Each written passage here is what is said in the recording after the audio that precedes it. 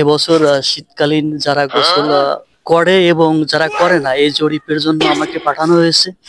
কিন্তু দুঃখের বিষয়, আমি 4 ঘন্টা যাবত এই নদীর কূলে আছি, কাউকে দেখছি না, কিন্তু এক ভাইকে দেখতে পাচ্ছি। অবশ্যই এই ভাইটা মনে হয় নিয়মিতই গোসল দেয়। ভাই, কি অবস্থা? আপনি কি গোসলের জন্য প্রস্তুতি নিচ্ছেন নাকি? জি ভাইয়া, গোসলের কথা কি বলবো। আমি তো সেই এক শুক্রবারের দিন আর ওই ঈদের দিন ছাড়া তো ভাই গোসল করিনি। হাই হাই, কি বলে! আমি তো 4 ঘন্টা যাবত কাউকে না পাই, আমি তো আপনাকে দেখার পর এইটাই ভাবছি যে নিয়মিত গোসল দেওয়ার মতো মনে হয় এই ভাই এই এলাকায় আছে।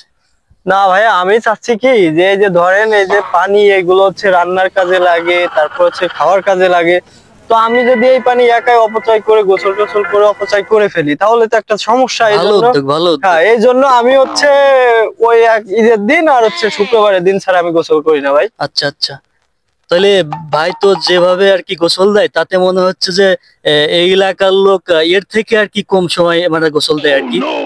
হ্যাঁ, এরকম হইতে পারে, বাট হচ্ছে আমি এটাই আমার কাছে ভালো হয় যে আমি একাই যদি পানি অপচয় করে ফেলি তাহলে তো সমস্যা হবে। তো এই জন্য তো আমি একা অপচয় করতে চাই না।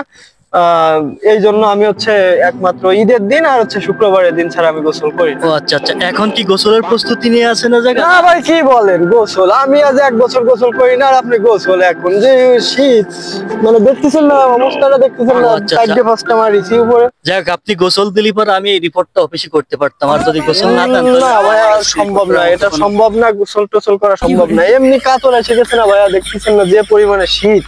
ও বাবা! ও আচ্ছা আচ্ছা।